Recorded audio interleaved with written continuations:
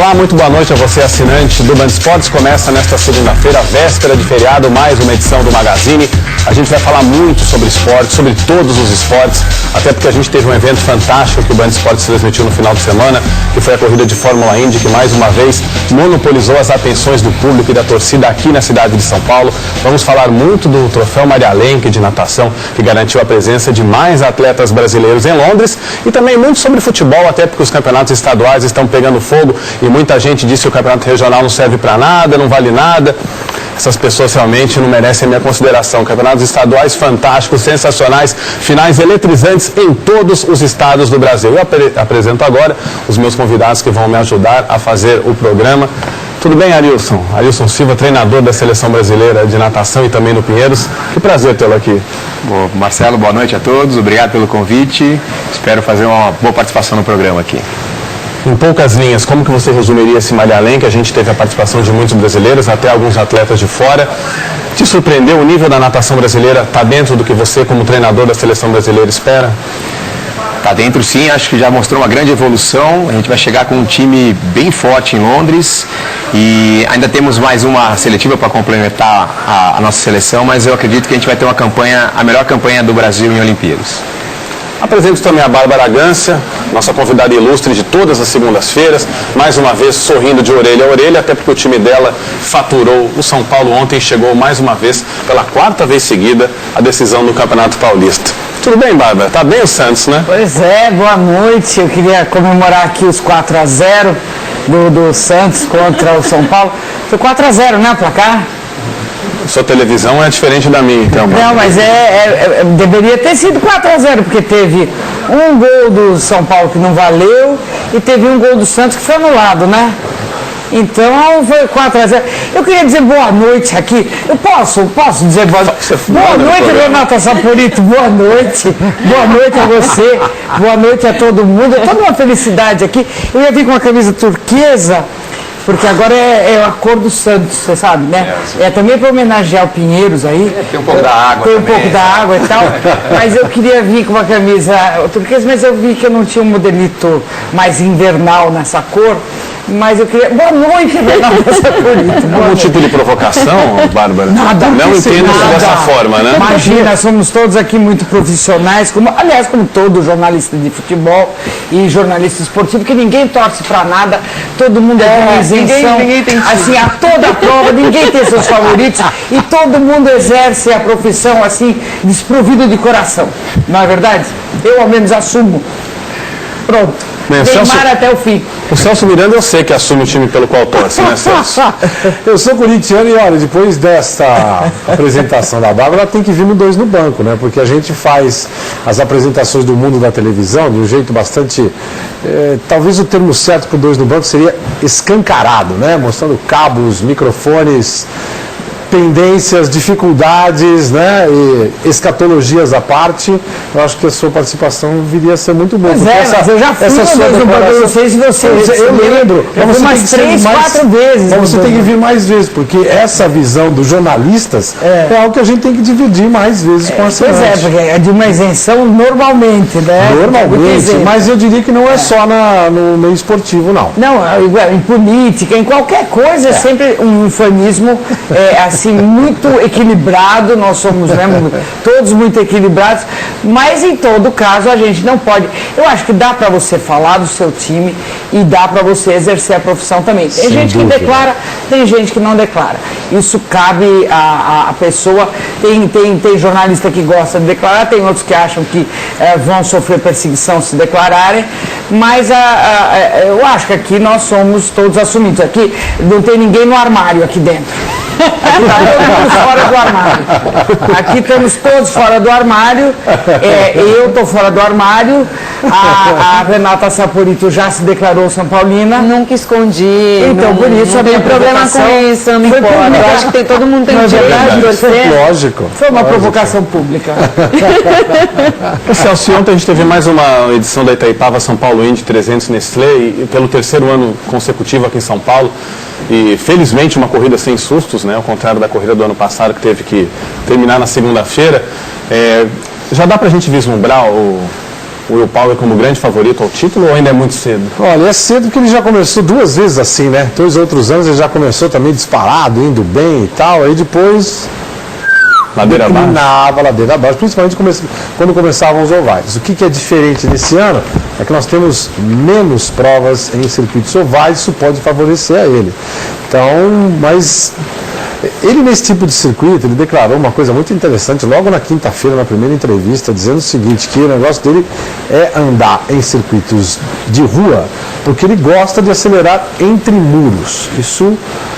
o apraz, para usar um termo aqui, dentro dessa introdução que a Bárbara fez, não é? É o que ele gosta de fazer, isso deixa ele mais à vontade. Então, e mesmo ele tendo declarado ao final da corrida que foi uma prova dura, que foi difícil manter o ritmo, que todo mundo estava andando muito perto dele, que o Ryan Hunter retirou muito da diferença e da vantagem que ele tinha, que em nenhum momento ele tinha certeza que aquela estratégia fosse funcionar, mesmo assim o que a gente viu, isso é ele, né? Dentro do carro, lá dentro do capacete, foi essa a visão dele. Mas o que a gente viu de fora foi um domínio tranquilo, não só aqui no Brasil, como em Long Beach e lá no Alabama. E lá em St. Pete, erraram na estratégia dele. Se tivessem acertado, ele também ia incomodar o Hélio Castro Neves. Agora, você acha que é o caso de levar ele então para Mônaco, Long Beach, o que mais tem na Austrália, circuito de rua? Você sabe que essa sequência de corridas onde ele se dá bem, a gente tem que pensar o seguinte, a Fórmula Indy ela não pensa só e não dá só a questão da velocidade ou da habilidade no piloto nessas circunstâncias, né, onde ele está se sentindo bem. Ele ter declarado que ele estava incomodado com a presença do Ryan Hunter-Reay demonstra também a questão da estratégia, o quanto ela é importante para você se colocar no lugar certo na hora certa. Por exemplo, o próprio Hélio Castro Neves saiu de lá de 20º, conseguiu chegar em 4º lugar, poderia ter chegado em 3º, não fosse um problema dele, ele mesmo permitiu a ultrapassagem do Takuma Sato no final. Né? Mas assim, ele pediu desculpa porque ele duvidou da estratégia, porque ele parou com 9 voltas.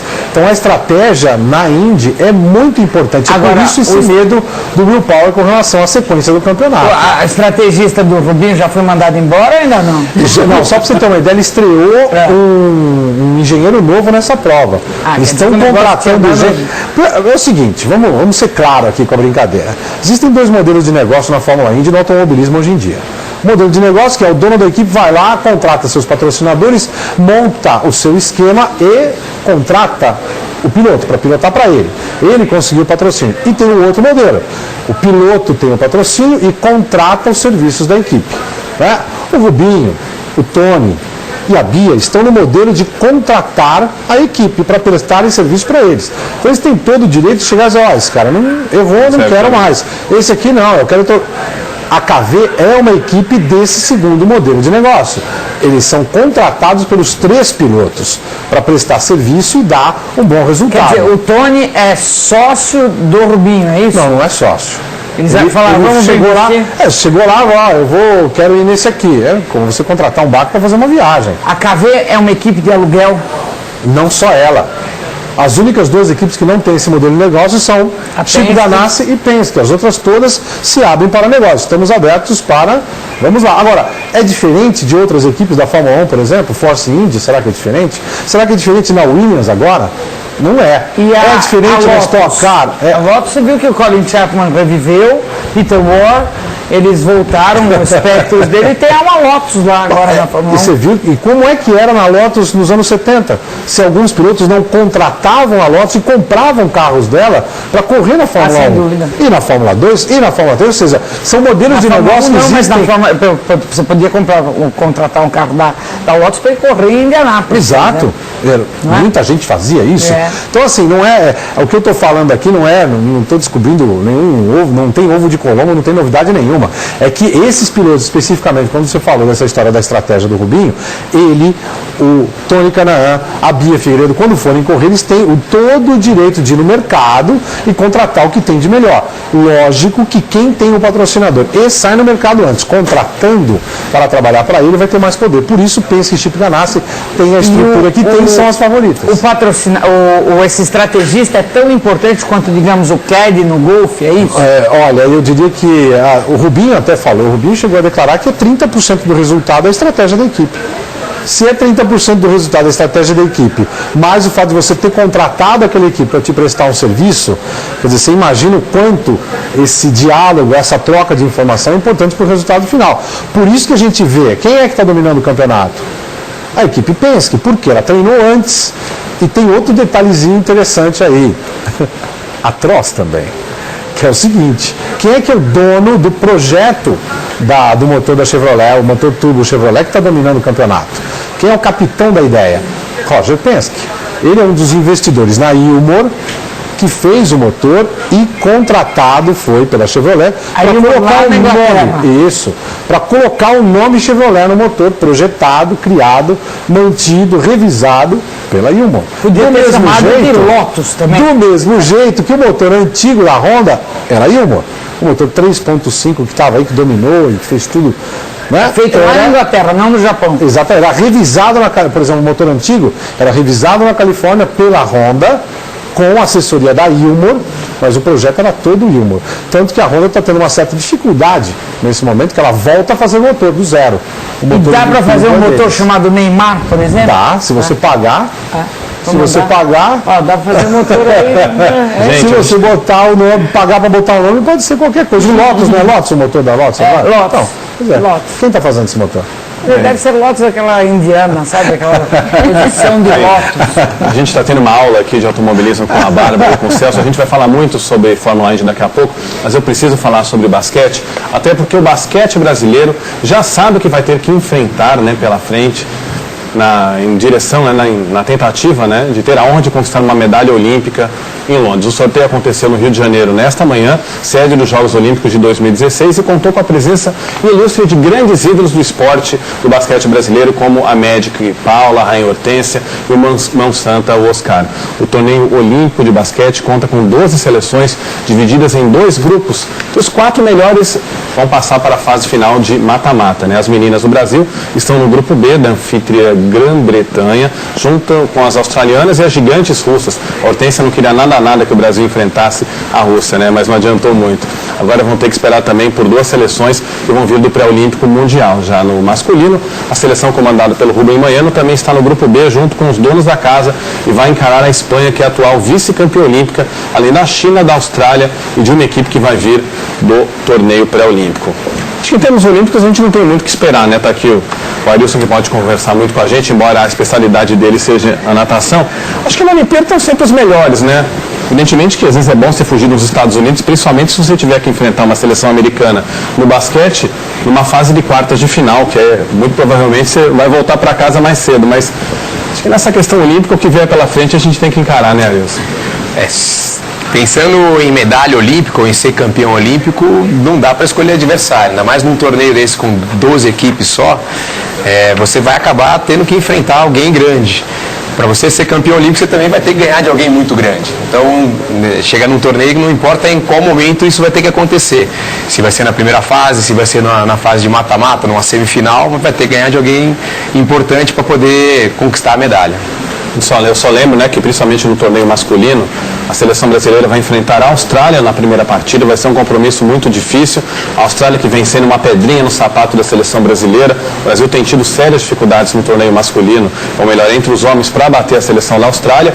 Mas, principalmente após a última edição do torneio pré-olímpico, na qual o Brasil terminou como vice-campeão, mas fez uma campanha brilhante, enfrentou a Argentina de igual para igual, a expectativa realmente é muito grande de que o Brasil conquiste, não digo uma medalha, mas faça uma belíssima participação em Londres. Acho que vocês concordam comigo, né, Bárbara e Celso?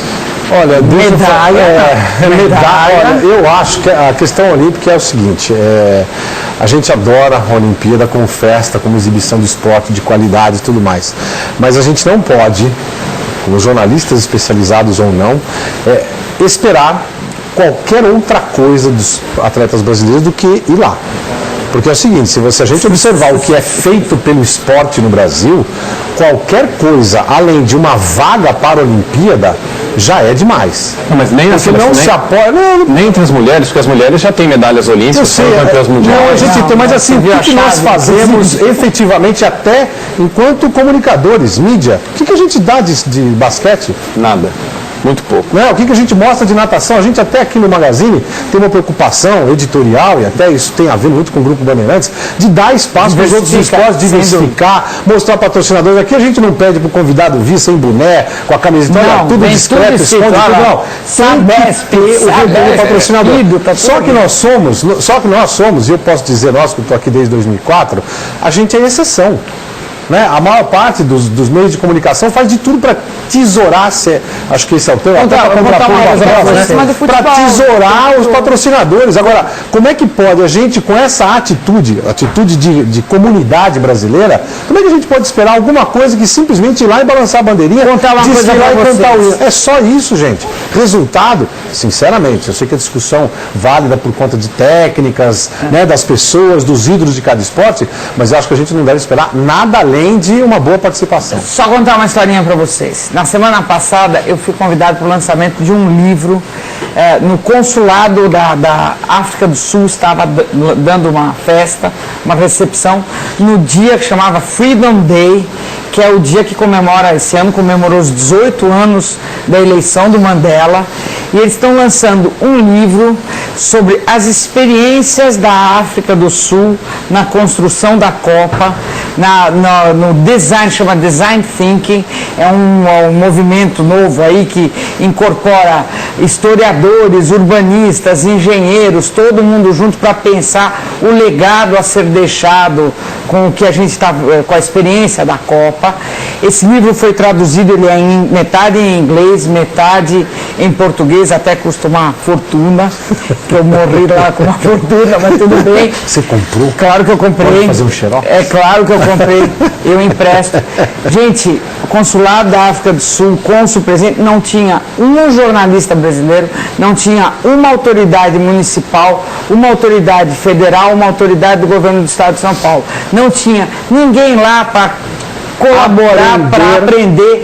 Ninguém está interessado em saber quais experiências a África do Sul teve, como é que eles lidaram, o orçamento deles era um orçamento de 4 bilhões, o da China para fazer a Olimpíada foi de 40 bilhões. Ninguém está interessado, ninguém está aprendendo nada, as comunidades não estão se envolvendo, nem distritais. A única coisa que eu sei é que lá perto do Itaquerão aumentaram os preços. É a única coisa, é a única informação. Terrivelmente com aluguel, né? O resto eu não estou vendo nada. Você está vendo, Marcelo Rosendo? Eu queria falar especificamente sobre o basquete. Já que a gente está falando a gente está descendo a lenha aqui, e a pauta é outra. Não, podemos falar sobre o basquete, porque a pauta foi amplificada, é verdade. É muito difícil a gente imaginar realmente um Brasil como uma potência olímpica.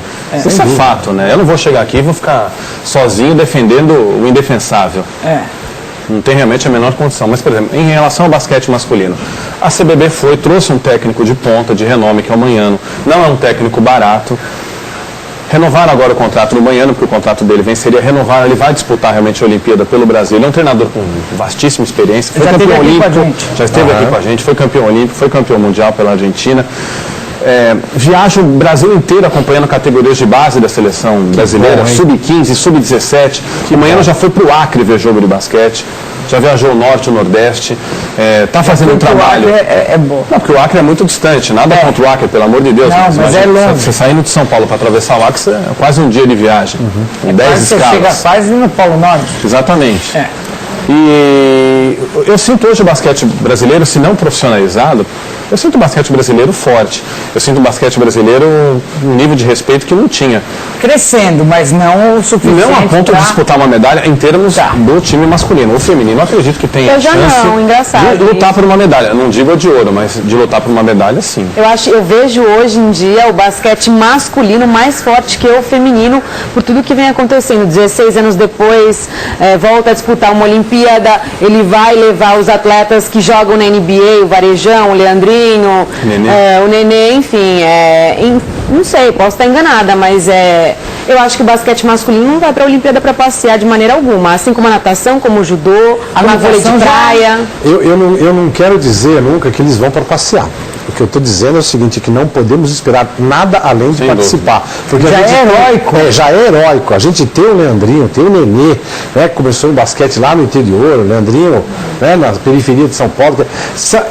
É debaixo de uma condição muito difícil que esses atletas conseguem fazer o que eles conseguem. E não é, apesar de eles terem lá a bandeira brasileira, é por esforço individual. É porque o cara acorda de madrugada, porque ele come mal e supera isso e vai fazer o que ele tem que fazer. É muito esforço individual, não é esforço de comunidade brasileira. Infelizmente. É só por isso que eu estou falando. Na natação, como é que é o negócio? A natação vai chegar muito bem na Olimpíada. A gente já temos um campeão olímpico, né, de Pequim, que é o César Cielo, que já foi algo espetacular. Ele já voltou com 2 medalhas, né, da última Olimpíada.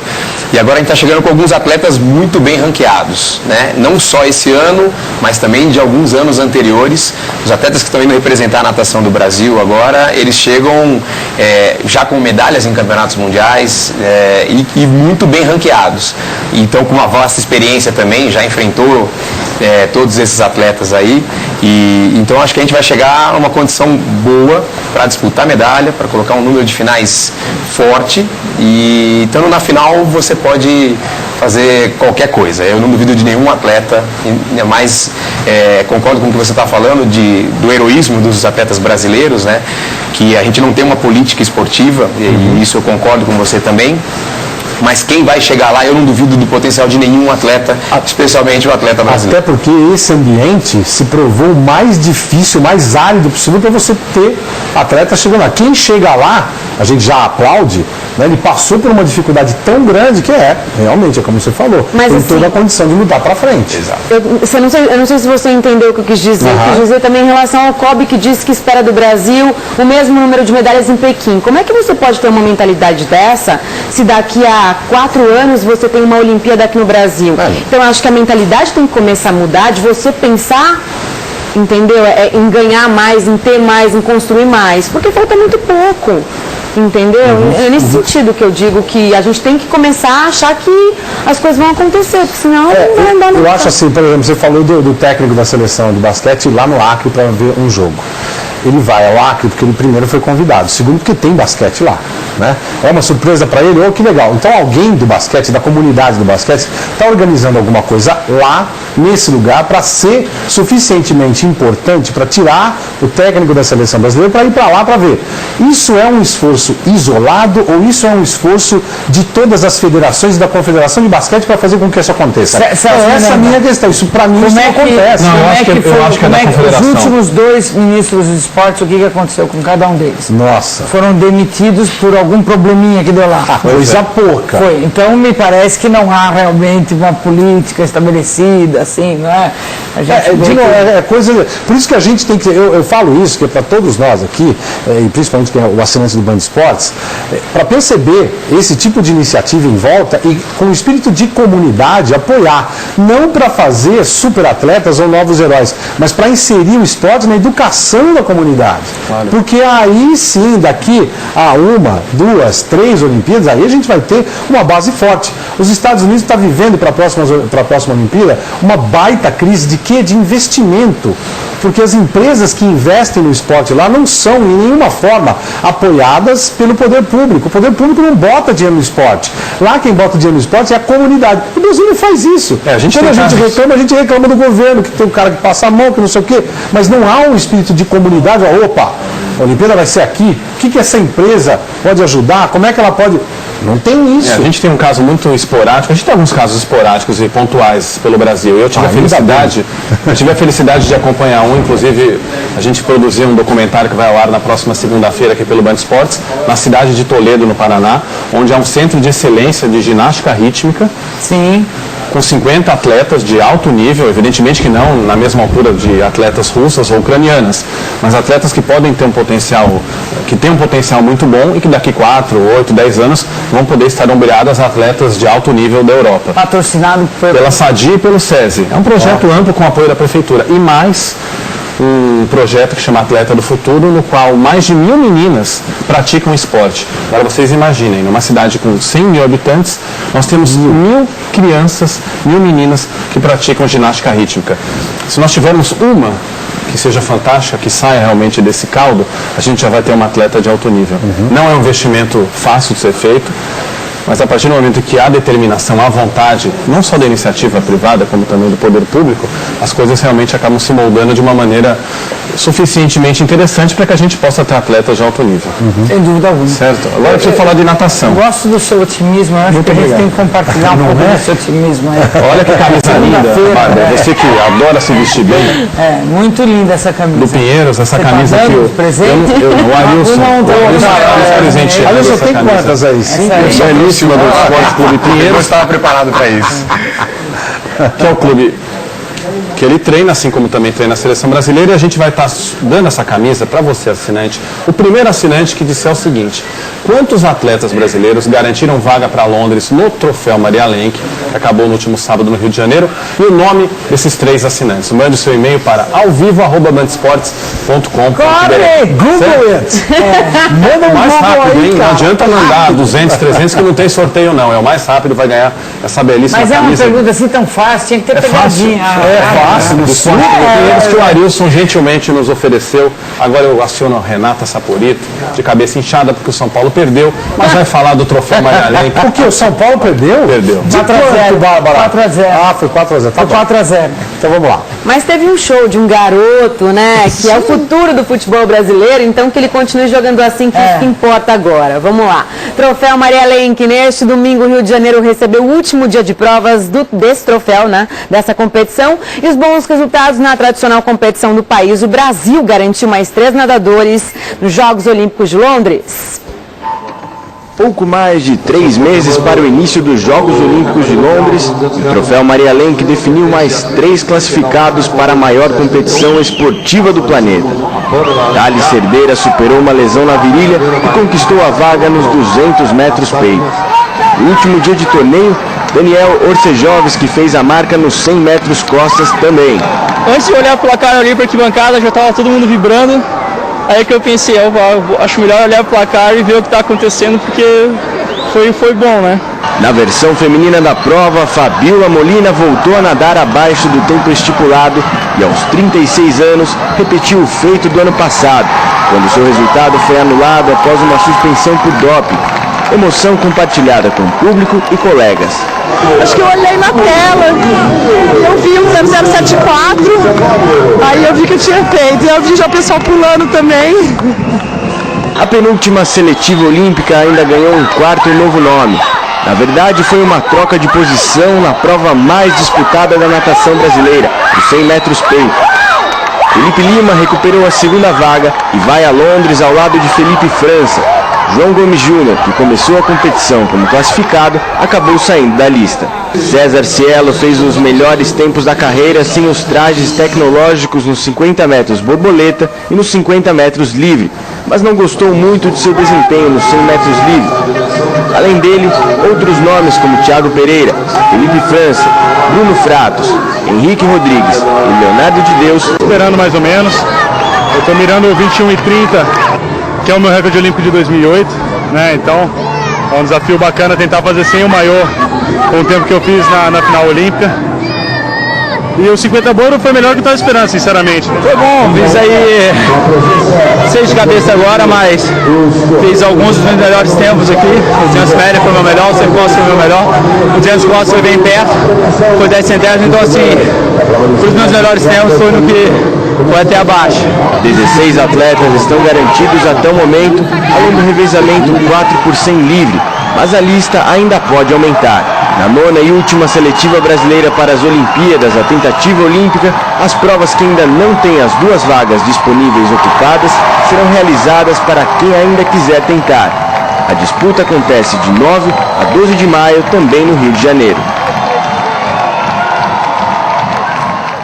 Bom, então já temos garantidos 16 atletas já na disputa dos Jogos Olímpicos de Londres. E a pergunta foi quem foram os que garantiram a vaga este final de semana no Troféu Maria Lenk. Então participa com a gente, certo, Rosenberg? Verdade, Renata. Portanto, só recapitulando, né? Ficou fácil. A gente acabou de ver a matéria do Thiago Kanzler. Ele disse quantos e quais foram os atletas brasileiros que garantiram vaga para os Jogos Olímpicos de Londres no Maria Lenk. Quem responder no alvivo@bandesportes.com.br vai ganhar essa camisa que o Arilson nos trouxe do Esporte Clube Pinheiros. Muito obrigado, viu, Arilson? Ó, tem ali escrito Lei de Incentivo ao Esporte. Você viu aqui embaixo? Aqui embaixo.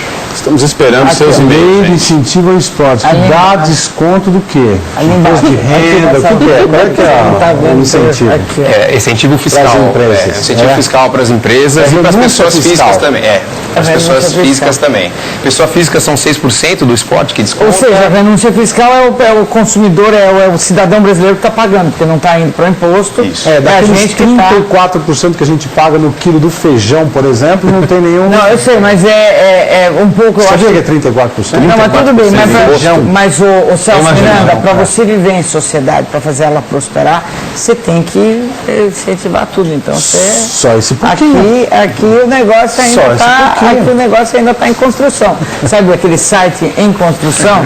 Temos que colaborar quem tem que melhor para quem não só faz tem. 500 anos, vamos embora. Pois é. Ainda não construiu. Também acho. Ali eu só quero saber o seguinte, a gente tem realmente aquela expectativa que todos os brasileiros têm em relação ao César Cielo. A gente está vendo realmente muitos atletas, como você já disse na sua primeira intervenção, com condições de ir muito bem, e de brilhar realmente, de conquistar vagas. Quem que você destacaria efetivamente como atletas que estão crescendo, que estão se desenvolvendo há poucos meses, há 3 meses dos Jogos Olímpicos, que nós poderíamos ter alguma surpresa nas piscinas de Londres?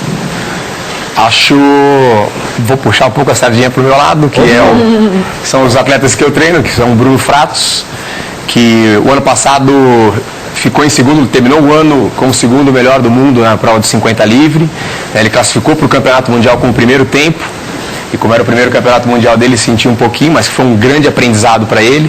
E esse ano já está com o segundo tempo do mundo também, então deve chegar com o segundo ou terceiro tempo. Ainda falta a seletiva americana de mais forte, mas ou é o segundo ou terceiro tempo para Londres, então também já está bem posicionado. Ele já nadou 8 vezes abaixo dos 22 segundos, né, para a marca de 21 segundos, que é uma marca bastante expressiva, que dá uma condição boa de disputar uma final e um pódio. E o Felipe França também, que agora fez uma prova espetacular, está com o terceiro melhor tempo do mundo também no 100 de peito, né? Então sempre duvidaram dele nessa prova, sempre duvidaram dele com o traje e tudo mais, em piscina longa, foram duvidando dele o tempo inteiro. E ele agora está colocando esse resultado espetacular e ainda não fez o 100%, porque pela manhã a gente estabeleceu uma estratégia de fazer só a parte da volta da prova, a segunda parte da prova forte. Conseguimos a meta e à noite teve vento e chuva. Então atrapalhou a prova dele, que a gente esperava fazer um resultado melhor. Então a gente já poderia estar com o segundo tempo do mundo. Esses são 2 atletas que eu coloco com bastante chance de final e medalha, junto com o Thiago Pereira, que é super experiente, né? Ainda não conseguiu encaixar a Olimpíada, não conseguiu colocar toda a condição e o potencial que ele tem nos Jogos Olímpicos, mas eu acredito que agora, orientação do Albertinho, que é um super técnico também brasileiro, eu acho que ele está treinando junto com o César, com esse grupo forte aí, eu acho que ele agora vai chegar com uma condição diferenciada. Também já está com o segundo melhor tempo do mundo nos 200 medley.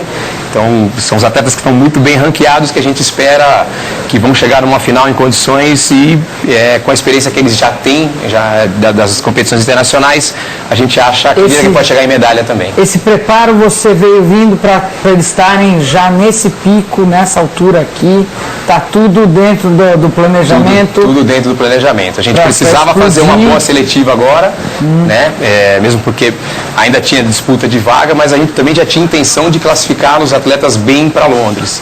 Então essa meta foi cumprida e agora a gente vai começar a nossa preparação visando chegar em melhores condições ainda nos Jogos Olímpicos. Agora já começou essa preparação? Começa a quarta-feira. Estou descansando aí. Você vê que interessante, né? Ele conta aí que a gente só não teve um resultado melhor por conta da chuva e do vento. Numa piscina onde a gente investiu um pouquinho de dinheiro, né? Nos Jogos Pan-Americanos, uma piscina que é legal, você falou que é muito boa, mas é descoberta. E que para padrão olímpico ela serve? Para a Olimpíada de 2006 ela vai ter que ser demolida e reconstruída do zero. Na verdade, é isso que eu falo que falta, né? país aí para administrar, para poder, porque tem um atleta que foi prejudicado por conta dessa coisa toda mal. Não, isso é totalmente uma falta de planejamento. Verdade. É uma falta completa de senso de jogar todo mundo numa seletiva, num lugar que vai ter uma influência tão grande de uma intempérie dessa. Sendo que em todos os países do mundo, até por conta de questões geográficas, os caras têm piscina coberta, que essa, mais do que deveria ser coberta, porque foi sede de um Pan-Americano. Um detalhe, né? O Brasil já sabia, pelo menos as autoridades esportivas do Brasil já sabiam que iriam lançar a candidatura do Rio de Janeiro para sediar os Jogos Onde ficou de 2016. Do teto dessa piscina? Ainda se tivesse sido só piscina, né? Praticamente tudo que foi feito. Em relação aos 50 metros, você disse que a gente tem o César Cielo e o Bruno Pratos. Então a gente tem uma probabilidade muito grande de ter dobradinha, de repente, no pódio, na Olimpíada? No 50? Sim. Temos sim. Mais de uma medalha? Não dá pra gente piorar esse cenário que a gente já construiu, né? Que eu tô falando. No ano passado os dois terminaram com o primeiro e segundo melhor tempo do mundo e esse ano já estão com o primeiro e o segundo tempo do mundo para a competição. Então não dá pra gente piorar o cenário. E são atletas que já super experientes também, o Bruno menos, né? O primeiro mundial dele foi o ano passado. Então, já no Pan-Americano também nadou super bem, passou uma experiência complicada com o revezamento, que ele teve um problema no ombro, não estava nas melhores condições e a gente tinha um revezamento 4 por 100 livre que estava super concorrido com os Estados Unidos. Ele assumiu a responsabilidade, falou que ele ia fazer tempo muito melhor do que ele fez de manhã e ele melhorou 1 segundo do que ele fez de manhã e o nosso revezamento ganhou, venceu, né? Então também foi um outro degrau que ele subiu, agora com essa seletiva também. A gente foi para a Holanda 10 dias antes do Maria Lenk e na piscina do Peter van den Hoogenberg, que foi um dos grandes atletas da Holanda. Coberta. Uma piscina maravilhosa. E... Mas na Holanda também não dá para ser coberta. Não. E se a Holanda não for um país também, pera um pouquinho. É só para citar.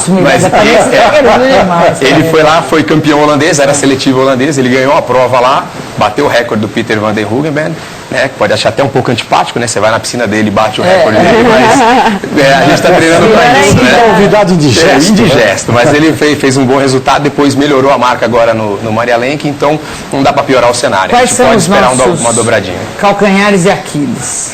Dentro da piscina tem calcanhar de Aquiles ou outra parte é nadadeira de Aquiles? Eu não havia pensado nisso, não, porque tem dificuldade de pensar na fraqueza, né? Mas a gente tem bastante a evoluir ainda, né? O masculino teve uma super evolução, a gente está fechando quase todas as provas com 2 atletas com índice A, que é um índice fortíssimo, né? A FINA estabelece o índice A hoje, para você, se você nadar abaixo do índice A, você está entre os 20 do mundo. Então, que já te coloca próximo de uma semifinal. Então, e a gente está fechando várias provas no masculino com 2 atletas, que só podem 2 por prova. Algumas provas até 4 atletas fizeram o índice, mas não vão, só vão os 2 primeiros. Então o masculino está numa crescente realmente espetacular. Teve drama, tragédia, competição, um degolando o outro lá no vestiário do Pinheiros. Deve ser legal administrar isso passando sabão assim dentro do vestiário, pessoal. É legal. O outro escorregar, quebrar a perna. Eu perdi meus bons 6 quilos desde que começou essa temporada. Me leva lá. Isso aí é uma boa. Pinheiros, como é? Briga do César Cielo ali. Candidatos a técnicos. César Cielo não precisa brigar. Em relação ao Cielo, ainda que eu li um pouco antes da gente começar o Magazine, ele disputou os 50 e os 100 metros, né? E o técnico dele acredita piamente que ele vai conseguir também uma medalha na disputa dos 100 metros e que o problema em relação a isso é psicológico. Que ele acha que os 100 metros ele não é tão capaz, que ele prefere os 50. O que você pode dizer em relação a isso? A gente pode esperar também uma medalha no 100? Pode, e essa medalha já veio desde Pequim, né? Era uma prova também onde ele, né, nessa mesma condição que você falou, ele era meio inseguro com relação à prova, e ele classificou numa raia do canto para a final, e já quase desacreditava de que podia, ele foi e fez o bronze. E a gente pode recordar das imagens, né, de Pequim, que quando ele saiu da prova dessa medalha, a primeira coisa que ele falou assim, eu vou ganhar os 50, porque ele tem uma confiança muito alta na prova de 50. Então os 100 pode dar uma referência boa para ele, mas ele ainda não tem a mesma confiança dos 100 que ele tem nos 50, mas com certeza ele é um dos candidatos à final e à medalha também nos 100 metros. Adilson, falando agora sobre um atleta seu, né, que você conhece talvez melhor do que ninguém, que é o Felipe França. Ele fez uma consideração que eu achei muito interessante no Maria Lenk, dizendo que não é necessário que a gente deixe o Brasil para poder ser um campeão olímpico, para poder ser um atleta top. Você como treinador dele, evidentemente que fazendo uma menção até o Cielo, que foi campeão olímpico, mas treinando nos Estados Unidos durante muitos anos, embora tenha sido um atleta do Pinheiros também durante muitos anos. Você acha que o Felipe França realmente falou isso de coração, falou isso para valorizar a estrutura do Pinheiros? Ou dá para realmente ser campeão olímpico ficando por aqui e não buscando outras experiências ou outros treinadores fora do país? São os dois. Ele falou de coração e ele falou realmente para valorizar a estrutura do Pinheiros, que já vem de longa data, né, incentivando o esporte, a natação no Brasil. E realmente eu acho que a gente já tem há um tempo investido nos técnicos e nos atletas de ter bastante experiência internacional. Esse ano foi o ano de maior investimento do Pinheiros em todas as categorias. A gente teve, na nossa equipe principal, que treinam junto com a gente lá, são quase 60 atletas, foram 40 atletas que tiveram alguma competição internacional nessa temporada. Então, você está incluindo polo aquático, essas coisas? Eu estou falando da natação, só da natação. Tá. Então, e isso vai gerando... É muito atleta. É investimento altíssimo, investimento altíssimo. Mas como o clube hoje já consegue fazer esse tipo de investimento, então, com os atletas vão os técnicos, já está começando a levar também o staff, a comissão técnica, para poder vivenciar um pouco isso, esse nível de competitividade, para a gente estar todo mundo acostumado, quando chegar num momento de decisão como é esse, todo mundo já saber o que acontece, né? Então, eu tenho em casa um quadro que eu vou pendurando as minhas credenciais, né? Eu também tenho e você vai, aí você começa a olhar isso, você fala assim, isso é experiência, isso é história, né? Que não dá para você colocar em valor, mas a gente sabe que quando chega essa hora da decisão, né? A gente vai buscando todas essas experiências e o clube tem proporcionado isso para os atletas e para os técnicos. Então, o Felipe está lá no Pinheiros já há 8 anos. Quantos eventos você foi esse ano? Quantos eventos internacionais você foi? Esse ano eu já fui a 3. Já fui a 3 eventos internacionais. E o ano passado foi uma loucura e daqui para frente mais ainda.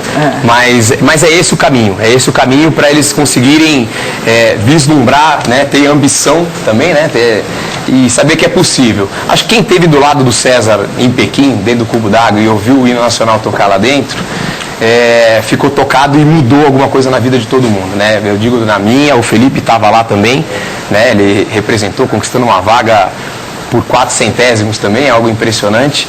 E aí mudou alguma coisa para todo mundo viu que é possível. Ainda mais o César, que antes de ir para Auburn, né, ele treinava junto com todo mundo ali do lado da piscina do Pinheiros. Então eu falei assim, pô, se aquele cara que estava do meu lado conseguiu, eu também posso conseguir. Claro. Né? Que é uma coisa que, quando a gente começar a ter uma política esportiva mais intensa, mais forte, a gente vai começar a dividir um pouco disso. Olha o Felipe treinando aqui, mas com um menino do lado que também vai falar assim, eu também quero chegar onde ele chegou. Até disso que você está falando e até abordando o aspecto nosso aqui de imprensa, como é que é a comunidade do Pinheiros? Porque você está falando aí do investimento de um clube que é muito alto na natação. A gente fala todo dia que o São Paulo contratou fulano, o Corinthians não sei o que, o Santos não sei o que lá. Tá, futebol, né? A gente não fala do Pinheiros nesses investimentos altos em trazer um técnico de natação. Contratou mais uma nutricionista, não sei o quê. Descobriu uma nova forma de alimentar os meninos e tal. Tá com um time bom de garotos de 12 anos de idade. Não é notícia. Né? Como é que vocês, dentro do ambiente do Pinheiros, se deparam com essa realidade e quando vocês têm, inclusive, de dar retorno para o patrocinador, para a Sabesp que está aí? Posso só fazer um adendo? Você me permite só que eu chame o break? Vamos, na sequência. Depois ele responde essa pergunta. Sem problema nenhum, Celso. A gente volta daqui a pouco. O Arilson continua falando muito sobre natação aqui no Magazine.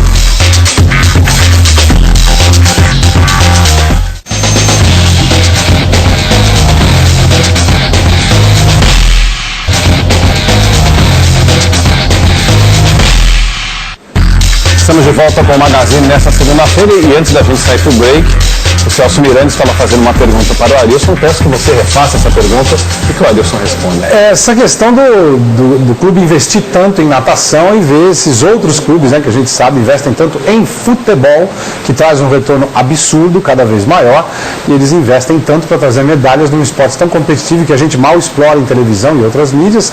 Como é que a comunidade do Pinheiro se sente vendo esse tipo de coisa? Como é que vocês dão retorno para a Sabesp? Houve até alguns anos atrás, o investimento nos esportes olímpicos feito pelo Pinheiros eram feitos de um orçamento que saía dos associados, diretamente dos associados. Quantos associados são? São 35 mil associados. E depois, com a lei de incentivo ao esporte, né, que ajudou bastante, aí começou o clube a captar dinheiro através dessa lei, né, com as empresas que investem no projeto olímpico do Pinheiros, o que facilitou bastante todas essas ações, como eu havia falado no outro bloco, das viagens internacionais, das competições, do treinamento dos atletas, a gente conseguir ter uma equipe interdisciplinar maior, então com médico, fisioterapeuta, preparador físico, nutricionista, todas as pessoas que são contratadas e que agora se envolvem nesse resultado dos atletas, vêm através desse investimento das empresas. Então a natação tem o apoio da Sabesp, majoritariamente, e que consegue promover todas essas ações, e o retorno que a gente tem para dar para eles é, primeiro, formar vamos dizer assim, esse modelo de treinamento, né, junto com as outras especialidades, para a gente poder transmitir para as nossas equipes de base, e depois, no futuro próximo, eu espero também que a gente comece a trabalhar para divulgar esse modelo de treinamento que a gente faz para o Brasil todo, para tentar melhorar também a condição do esporte nacional. É legal saber que tem 35 mil pessoas, pelo menos numa região de uma cidade do país, ajudando a fazer esse projeto, que eu imagino que toda essa estrutura... Não, o legal assim, é que essa estrutura toda é que ajudou a formar um time, né, de pessoas da área de administração para ir atrás do projeto de trazer o patrocínio. Exato. Mas isso tudo deve ser esforço da comunidade desses 35 mil. Pior do que isso, Celso Fernanda, nos fins de semana tem 35 mil pessoas buscando vaga no estacionamento do Pinheiros para estacionar o carro. Você é uma, a piscina do clube. Eu não sou sócia do Pinheiros, mas eu moro ali perto e eu vejo o transtorno que é o pessoal conseguir entrar no clube e arrumar uma vaga. Pô, e é legal, se o pessoal vai nadar, vai curtir o clube, por que não vai de bicicleta, ainda mais no final de semana, né? Perto de uma via... Às vezes não mora próximo, tem sócio do Pinheiros para São Paulo inteirinha. Essa coisa que... Assim, é pessoa que é ciclista fala assim, vai de bicicleta. Vai de moto. Vai de moto. Por exemplo, uma pessoa como eu vai de bicicleta, você me mata. Se eu for de bicicleta, eu morro. Vai de moto, Babá. Renata, você agora, porque ontem a gente teve um evento fantástico ontem em São Paulo, presença fantástica de torcida, um evento fantástico. Infelizmente não deu Brasil, mas o evento valeu muito a pena. Vamos lá falar um pouquinho então da Fórmula Indy. Ontem o circuito do AMB recebeu pela terceira vez a edição da Itaipava São Paulo Indy 300 Nestlé. Os brasileiros Rubens Barrichello e Hélio Castro Neves fizeram uma boa prova, mas quem ficou com a vitória mais uma vez, né, foi o australiano Will Power, que pelo terceiro ano consecutivo levou o troféu. 40 mil ingressos vendidos. Todos esperavam chuva, mas ela deu uma trégua e a prova correu como deveria. Depois de fazer uma corrida impecável, Will Power confirmou o favoritismo e venceu a Itaipava São Paulo Indy 300 Nestlé. Essa foi a terceira vez consecutiva que o australiano conquistou uma vitória no Brasil. O campeão disse que, apesar do bom resultado, precisa manter o foco, pois ele já começou bem em outros campeonatos e não levou o título. O terceiro lugar do pódio ficou com o japonês Takuma Sato e o segundo com o americano Ryan Hunter-Reay, que achou a vitória de Power merecida. O brasileiro melhor posicionado foi Hélio Castro Neves, que apesar de largar em 20º, chegou em 4º lugar. Já Rubinho, em sua estreia no AMB, ficou em 10º. Bom, foi uma tarde cheia de aventura. Esse tipo de emoção, eu tenho certeza que é uma coisa que um dia não funciona para você, outro dia funciona. O Elinho, por exemplo, teve que fazer uma estratégia diferente por estar largando lá atrás e funciona. Algumas vezes funciona, algumas não. Então, é assim mesmo. Eu ainda consegui salvar os 10 primeiros. Entramos em oitavo, estamos em 10º, quer dizer, a estratégia realmente tinha funcionado, que o pessoal estava no mesmo ciclo. Foi só manter um ritmo forte. Tá? Prejudicado com o acidente, Tony Canaan ficou em 13º. E apesar de ter feito uma boa prova, Bia Figueiredo terminou em último lugar, depois de levar 2 punições. Se não fossem essas punições e a encrenca ali uma das últimas largadas, a gente tinha a condição de terminar bem. Chegamos a andar na frente boa parte do tempo, né? E a gente conseguiu se manter lá, então acho que foi super importante. Então foi uma pena. Agora vamos falar um pouquinho de futebol com o Campeonato Paulista. Nem mesmo com a torcida tricolor praticamente lotando as dependências do Morumbi, o São Paulo foi páreo para o Santos da Bárbara. No dia em que Neymar marcou o 100º gol com a camisa santista, o Peixe eliminou o tricolor paulista pelo 3º ano seguido e garantiu a vaga na decisão do Paulistão. O jogo começou com uma marca histórica. 2 minutos, pênalti, Neymar. Sem gol. 2, 3, 4, agora vem a batida! Gol! O São Paulo não se abateu, foi pra cima. Claro, salvou. O Santos foi pressionado, teve dificuldade para manter a vantagem. Sem dúvida, o São Paulo era mais perigoso. O problema é que o Santos é um time eficiente, não perdoa. Ótima bola pro Neymar, vai sair o segundo, saiu! Incrível, mas ele fez o mais difícil, num lance que para ele normalmente é fácil. Na trave! O erro também aconteceu do outro lado. A trave apareceu no jogo mais uma vez. A insistência acabou premiada, apesar da irregularidade, valeu. Chegando, o Willian José, ajeitou, bateu! Dia abençoado para Neymar, que matou no clássico. É do Santos! Ele de novo, Neymar! A vantagem não diminuiu o desejo do São Paulo. Ficou mais complicado com a expulsão de Cícero. E a última oportunidade foi de Neymar. O Santos agora vai atrás do tricampeonato. A última vez que conseguiu isso foi há 43 anos, na época de Pelé. Foi um jogo maravilhoso. Onde eu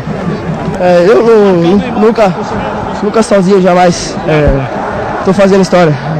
Não é só eu não, acho que a equipe do Santos inteiro, acho que esse grupo tem tudo para fazer o que Pelé, o que os outros ídolos, heróis do Santos fizeram. O Neymar ali é um craque, um gênio da bola que define qualquer partida. E a equipe do Santos tem muita qualidade, a equipe muito madura, muito completa e tem tudo para ser campeão.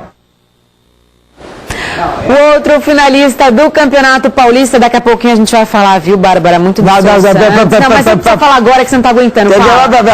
Não, é o seguinte, o Neymar cometeu heresia aí, porque ele, bem ou mal, ele quis dizer que ninguém ganha jogo sozinho e tudo, mas ele falou, tanto o Pelé quanto eu precisamos de um time para ganhar o jogo. Sendo que o resto do time jogou muito bem ontem. Eu acho até que a Nívia Stelman deve estar em Miami fazendo compras, mas é a impressão que eu tenho. Mas o Neymar... O Neymar, ele cometeu uma heresia porque ele realmente, abertamente, agora declaradamente, falou, eu sou o segundo homem depois do Pelé. Eu gostaria de ouvir toda a sequência dessa entrevista. Isso que eu ia falar. Onde nós tivemos pinçada essa frase nesse instante. Isso que eu ia falar, porque eu tenho a impressão... É uma traição às intenções de quem está declarando. Exatamente, que podem ter perguntado para ele, ô Neymar, você pode ajudar o Santos a conquistar o tricampeonato que só o Santos de Pelé conseguiu. Não é o seguinte, nós estamos na iminência do 3º campeonato campeonato seguido, essa coisa toda, que há uma comparação com Pelé. Mas o jogador do Santos quase nunca se declara, ele não, mesmo tendo, estamos aqui para conquistar, eu sou camisa 10, eu nasci em Bauru, eu fui jogar com 16 anos na televisão, ninguém se compara. Não, ele está assumindo o lugar, porque esse menino tem uma coisa, ele assume as responsabilidades, ele não tem medo de assumir responsabilidade. Ele vai lá, é bom pra caramba. Ainda bem que você falou caramba. Eu quase, mas eu parei. Pensa o seguinte, o cara que joga do jeito que ele jogou, você viu a matéria do Fernando? Ele disse, o São Paulo dominou, foi mais time, mas tem o cara, aí rola a bola pra ele quer ir pro gol. É totalmente diferente dos outros. O cara, ele não fica tocando de lado, já passou o Robinho, quer fazer gol. Já passou o Robinho, já passou... Tadinho do Robinho. Já passou, tadinho do Robinho. Ele vai ultrapassar o João Paulo, e graças a Deus, logo, vai passar, evidentemente. Então ele está faltando passar quantos para chegar ao Pelé? O Pelé tem 1.100. Não, para chegar depois do Pelé, gente. Para chegar. Uns 2 ou 3 de cabeça agora, eu não sei. Para ser o segundo maior artilheiro do Santos, ele está faltando 2, 3 gols. Ele tem 30 e quantos, né? Exatamente, ele tem 60 e quantos anos. É engraçado que se você perguntar para ele em quem ele se espelhou, qual é o ídolo dele no futebol, adivinha? É o Robinho. Pelé. Robinho. Agora, só pra gente, já que a gente está falando muito do Neymar, hoje foi levantada uma questão numa emissora de rádio, agora não me recordo qual, porque eu escuto todas, mas é muito interessante. Não deveria escutar só da casa. Eu escuto todas. As da casa, todas as da casa. Nós, como jornalistas, temos que... Eu tô brincando, Marcelo. Caminhar, né? Com várias frentes. Só faltava, né? Você tem uma fonte só de exatamente, mas uma questão que me chama muito a atenção e muito interessante. Muito se fala sobre a saída do Neymar, né, do futebol brasileiro, e evidentemente que depois de mais uma atuação de gala, foi aventada essa possibilidade novamente. Isso é muito legal para a gente comentar. Será que fora do país o Neymar jogaria tanto quanto joga aqui?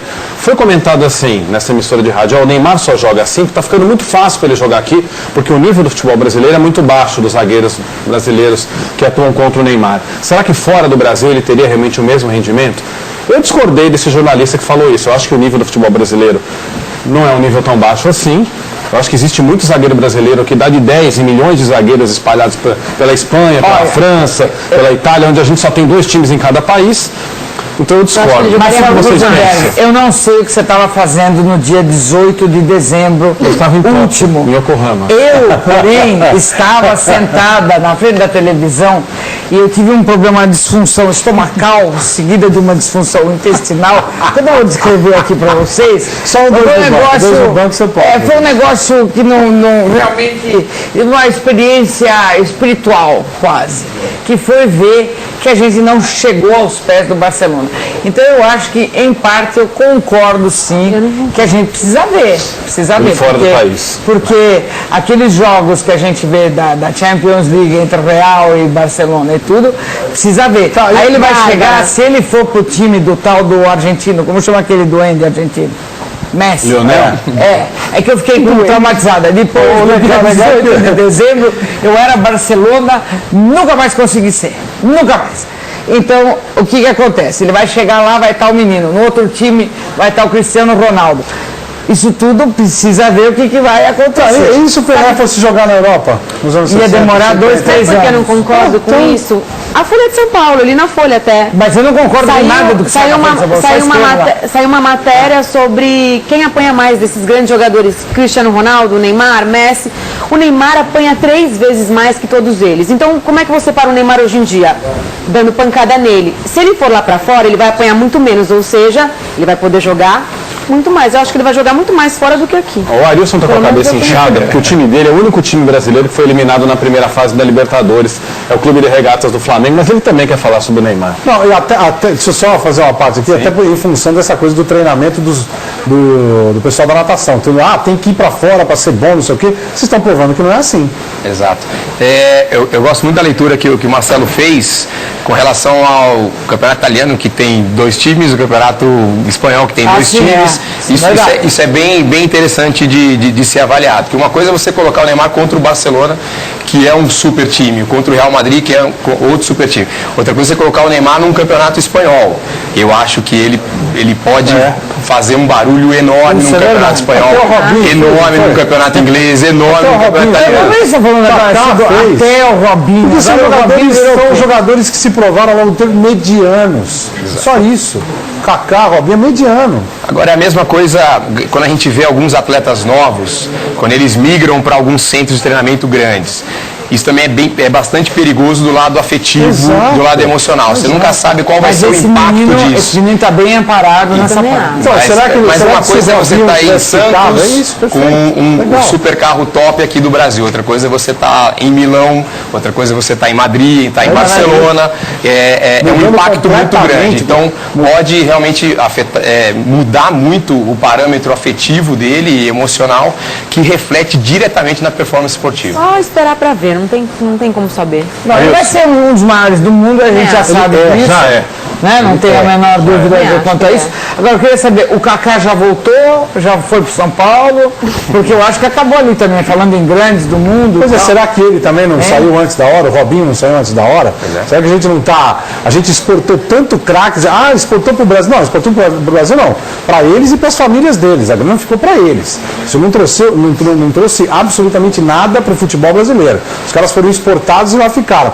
O Neymar, ele está ficando aqui com um trabalho muito inteligente do Santos para motivar muito mais jogadores a terem atitude. O que ele fez ontem foi de atitude, não só do cara ser bom. Eu quero fazer gol. Tá 3, o São Paulo tá atacando. E daí? Dá a bola para mim, eu quero fazer gol. Pronto. Ele assume a responsabilidade. Muito obrigado pela sua participação. Obrigado, Infelizmente, o nosso tempo está aceso. Obrigado. Eu agradeço também a Bárbara e ao Celso Miranda pela paciência. Valeu, que isso. E por terem comparecido aqui no Magazine. Paciência, você é um prazer estar junto. A gente vem aqui na segunda-feira, é uma festa.